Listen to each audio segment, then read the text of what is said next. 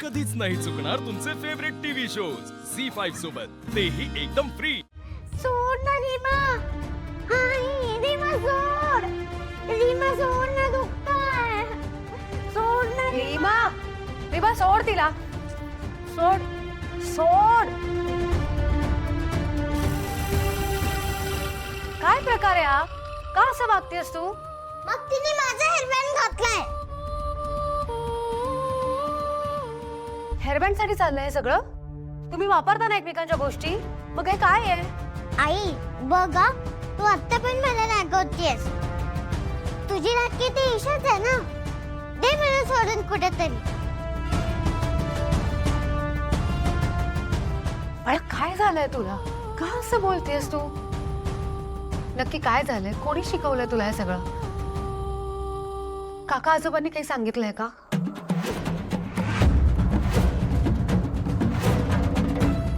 मी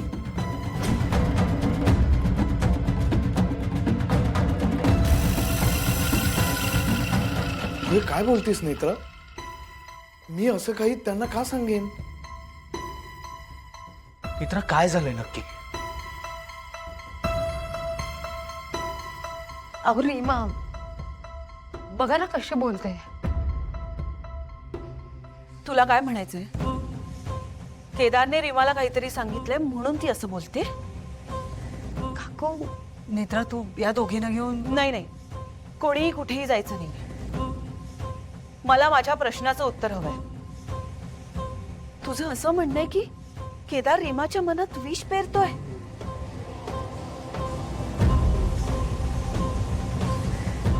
काकू तसं नाहीये. मी नेत्र, अगं एवढ्या लहान निरागस मुलींच्या मनात मी काय असं पेरणार आहे ग?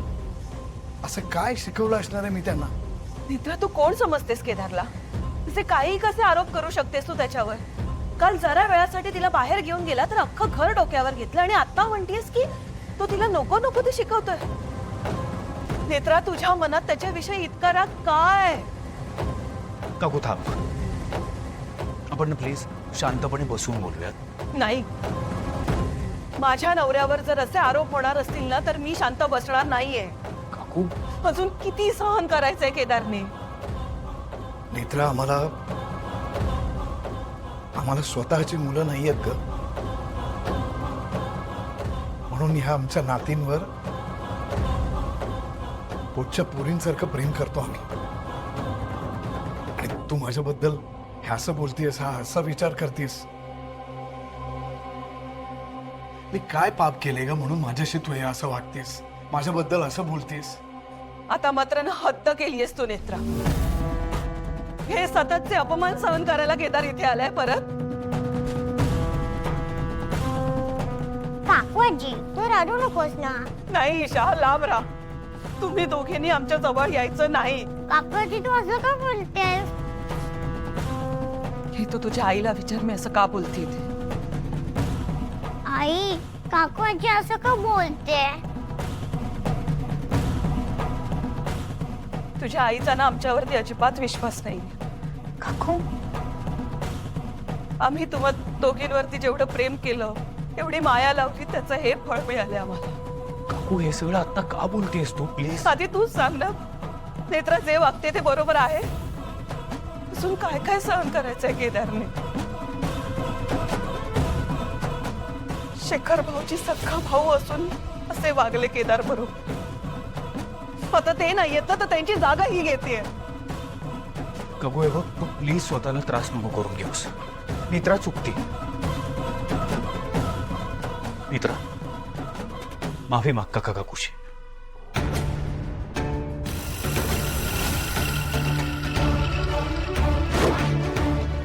ना ऐकू नाही आलं का तुला?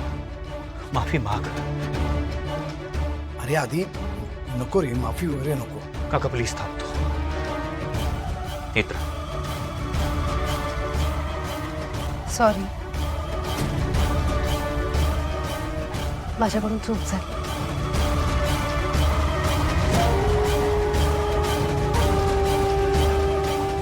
नेत्रा, अगं तू इतक्या मोठ्या मनाने माझी माफी वगैरे मागतेस, मला खरंच सांग, मी असं काय करू ग ज्याने तुझा माझ्यावर विश्वास बसेल. केदार, मी खूप वर्ष खूप काही भोगलंय ग. जिवंतपणी मरण यातना सोसले. म्हणून सांगतो, आपल्या घरात हे असे वादविवाद नको. आपण सगळे मिळून आनंदाने राहूया, एवढंच हवंय मला. प्लीज विचार करून तुम्हाला सांग की मी असं काय करू, अशी कुठली परीक्षा देऊ म्हणजे तुझा माझ्यावर विश्वास बसेल. तू सांगशील ते परीक्षा द्यायला मी तयार आहे. मी तुझ्या उत्तराची वाट बघेन.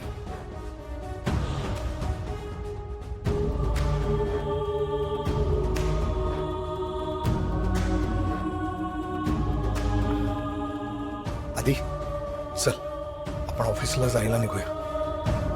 इतक्या वर्षानंतर पहिल्यांदा मी ऑफिसला जाणार आहे. पहिल्या दिवशी उशीर नको. चल.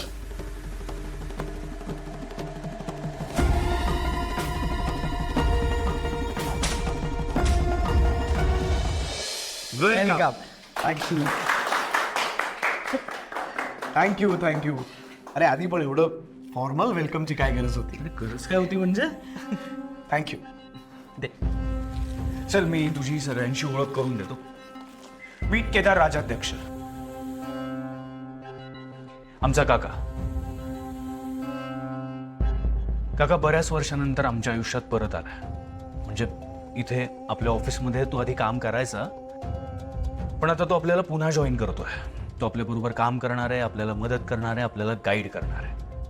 नाही नाही नाही, मी गाईड वगैरे काही करणार नाहीये. फक्त माझ्याकडून होईल तेवढी मदत करणार आहे. गाईड तुम्ही सगळ्यांनी मिळून मला करा. आधी तेजस, तन्मय, तुम्ही मला कंपनीच्या कामात सहभागी करून घेतलं त्याबद्दल तुमचे मनापासून आभार. अरे काका काय बोलतोयस? अरे खरंच. आणि हा, या सगळ्यांसमोर मी तुम्हाला शब्द देतो की तुमची माझ्याकडनं जी काही अपेक्षा आहे ती पूर्ण करण्याचा मी 100% नाही 200% प्रयत्न करीन. बरं, आपल्या ऑफिसमध्ये एक कार्यकर म्हणून होते ना, ते कुठे दिसत नाहीयेत. रिटायर झाले का ते?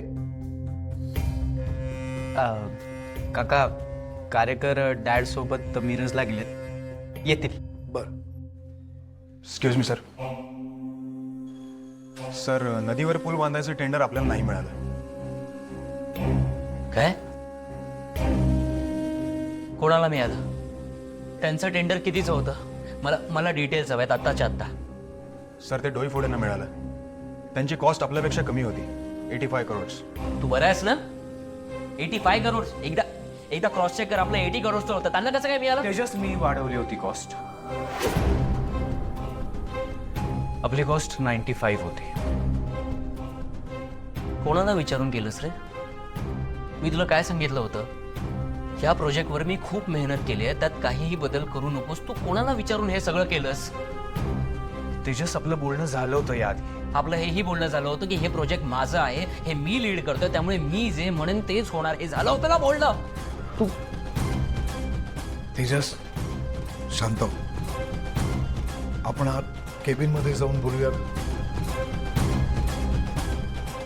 चला केबिन मध्ये. प्लीज. झी 5 ॲप डाउनलोड करा आणि पहा सर्व एपिसोड्स एकदम फ्री.